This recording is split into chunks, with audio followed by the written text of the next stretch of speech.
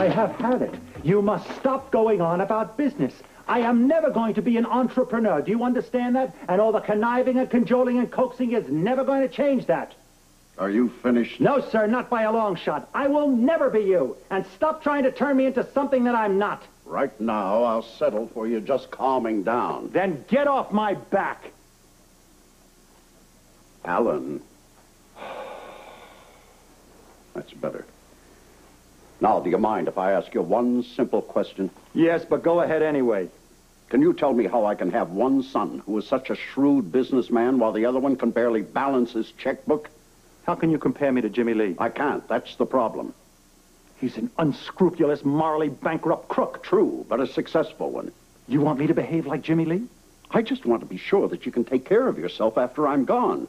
I also want to know how you're going to handle this family's financial affairs when I'm no longer around here to guide you. When you are gone, I will get good estate management to help me. Yeah? How are you going to get somebody who's qualified? I'll look it up in the yellow pages. Why do I have to worry about that? I'm sure you'll take very good care of us before you decide to leave us permanently. Alan, you cannot trust somebody else to handle your money. You've got to do it yourself. Listen to me. I am a doctor. I am not a businessman. And I leave professional matters like that to people who understand finances in the same way that they leave medicine to me. You gotta face it, Father. I am just more at home in an examining room than I am in a boardroom. Right. You heard me. When that stock gets to $43 a share, I want you to sell it. All of it. All right, right. You're obsessed, you know that? Yeah, with making money. With other people making money when you're not. Jimmy Lee's not just other people. All you can think about is him accumulating wealth. Well, what do you expect?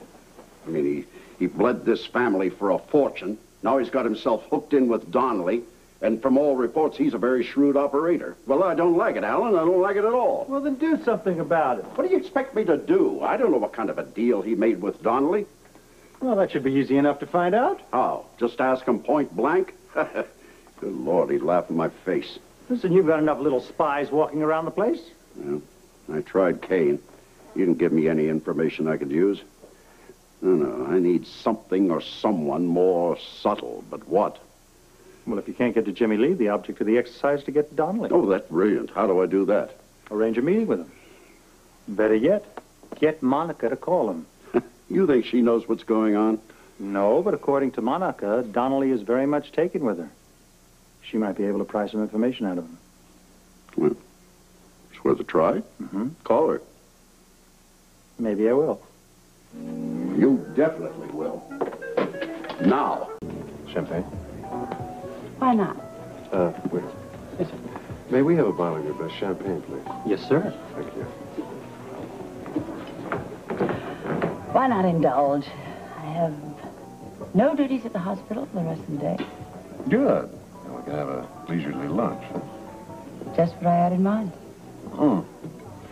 I have been wondering, though, why you called me. Because I'd like to get to know you better. All right, what do you want to know? Well, exactly how an entrepreneur operates, possibly. I mean, since you've been in Port Charles and you've been making lots of deals. One or two. I would love to hear about them. I suppose you'd like to know about the deal I struck with Jimmy Lee Holt. Yes, I would. I thought you might. It's funny. What is? Even though you're not a Quartermain by blood, you certainly do behave like one. I assume that I should not take that as a compliment. No, I generally like my women a little more subtle, but in your case, I'll make an exception. And as for the information you're trying so hard to get, yes, I'm quite willing to tell you about my deal with Jimmy Lee Holt. He sold me the Port Charles Shipping Company for $5 billion. Nice shot. Well, I don't really know whether I'm shocked at your frankness or the enormous price you paid.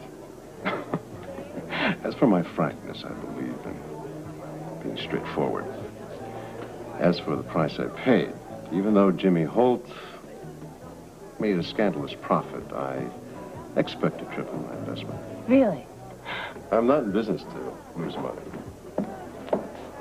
Here you are, sir. Thank you. Does this meet with your approval? Oh, yes, that's fine. Shall I open it for you? Please. Now, where were we? You were tripling your investment. Well, I'm intending to, hopefully. I gather you don't really lose any sleep about that, business-wise, I guess. No, I never suffer from insomnia when it comes to business. Well, you're a lucky man. I'd love to know how you do it someday. Will there be anything else? No, thank you, not at the moment. Enjoy. Well, if you, aren't going to ask any further questions on business, I would like to propose a toast. Fine. To a most beautiful woman, who I indeed hope I will get to know very well.